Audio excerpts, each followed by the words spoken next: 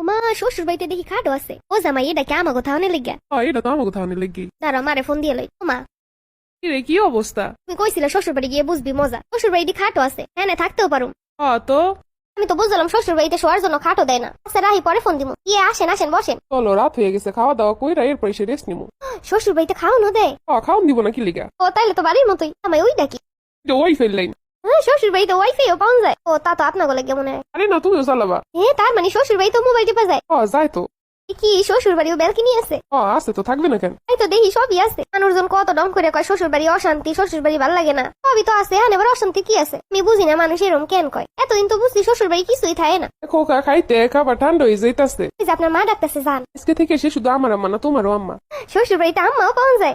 সবই পাওয়া যায়। বসো বৌমা, খাইতে বসো। আমি কি আপনার আম্মা ডাকবো? আমি তো তোমার মাই এখন থেকে। শ্বশুর বাড়ি তো কিছুরই অভাব নাই। আমার রান্নাটা অনেক মজা হয়েছে। আমার হাতে রান্না এমনি অনেক মজা। মা কালকে তাহলে এই রান্নাটা আবার কইরেন, মজা হয়েছে। কালকেও আমি রান্না করবো। আমি রুমে গেলাম, আমার ঘুম পাইতেছে। আমি আসতেছি। কি আপনি আইছেন? আমি আর তুমি তো এই রুমেই থাকুম।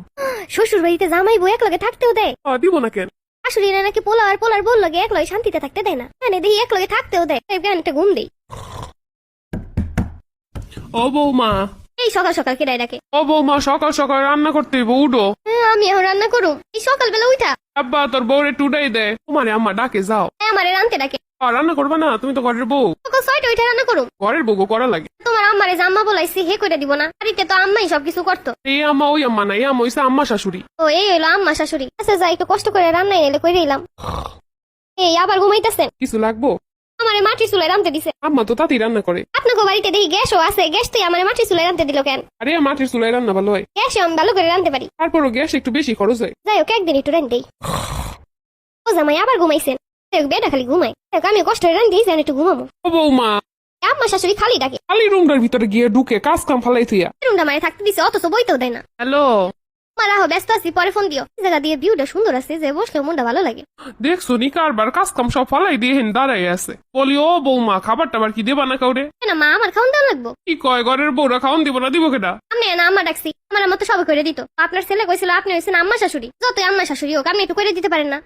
শুনছো নি মোহের কথা? কাজ কাম ফালাই থুয়ে দাঁড়ায় আছে এই জায়গায়। কি হয়েছে মা? তোর বউ সব কাজ কাম হালাই থুয়ে হেন দাঁড়ায় আছে, আবার মোহের উপরে কথা কইতাছে।